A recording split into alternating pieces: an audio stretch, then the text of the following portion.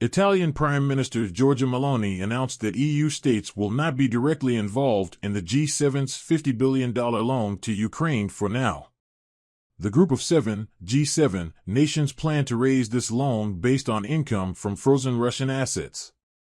The announcement was made recently during the G7 annual summit in southern Italy.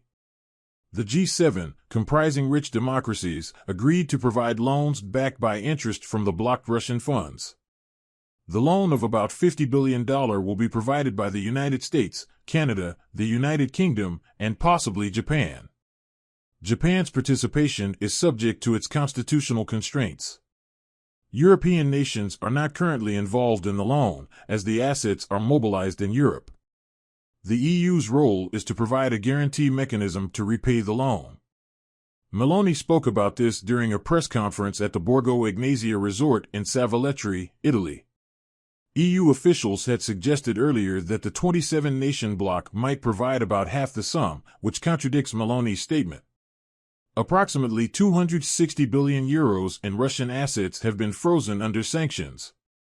These assets include central bank reserves, frozen after Russia's invasion of Ukraine in February 2022.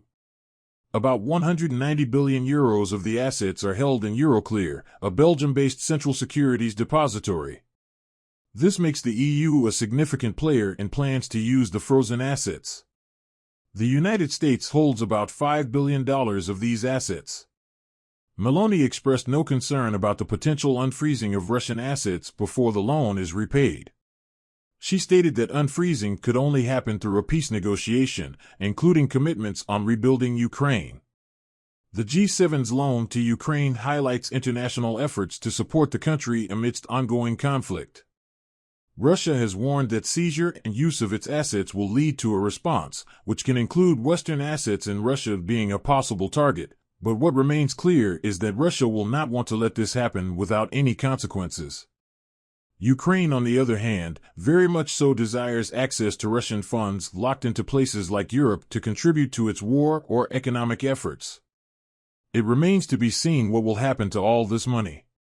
Let me know your thoughts in the comments and be sure to take a moment to subscribe.